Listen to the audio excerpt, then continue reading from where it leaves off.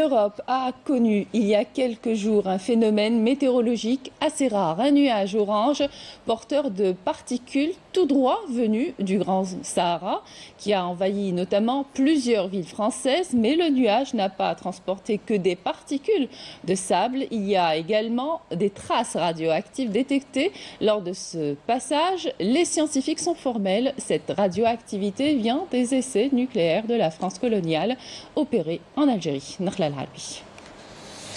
L'information a été largement relayée par les réseaux sociaux et les médias, notamment le quotidien français Le Parisien qui a souligné que si les traces radioactives ne sont pas dangereuses, cette pollution revient comme un boomerang, mettant la France face à ses responsabilités. Le sirocco qui a soufflé sur la France et d'autres pays européens était porteur de particules radioactives.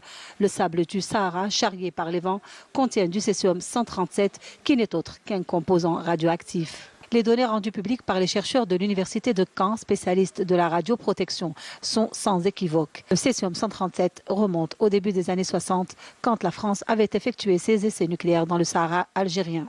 Le phénomène survient alors que l'Algérie évoquait il y a quelques jours le 61e anniversaire des essais nucléaires français en Algérie, un crime contre les Algériens, notamment les habitants d'Ereguen, que la France continue d'occulter alors que les chercheurs de Caen sont formels. C'est une pollution radioactive bien réelle et parfaitement indiscutable. Qui sème le vent récolte la tempête, un vieil adage qui prend tout son sens dans cet incroyable phénomène météorologique.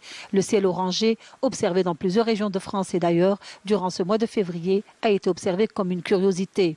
Or, il est porteur d'un héritage macabre, une énième trace indélébile d'un crime colonial renié à ce jour. La découverte du césium-137 met non seulement en cause les essais nucléaires français en Algérie, mais corrobore de fait les propos du professeur Kamel Bouzid, spécialiste en oncologie, qui avait déclaré que les effets radioactifs engendrés continuent et continueront encore de causer des cancers, des handicaps et la stérilité. L'oncologue avait à juste titre exigé que la France nettoie ses sites comme l'avait fait la Russie à Tchernobyl en 1986 et le Japon à Fukushima en 2011.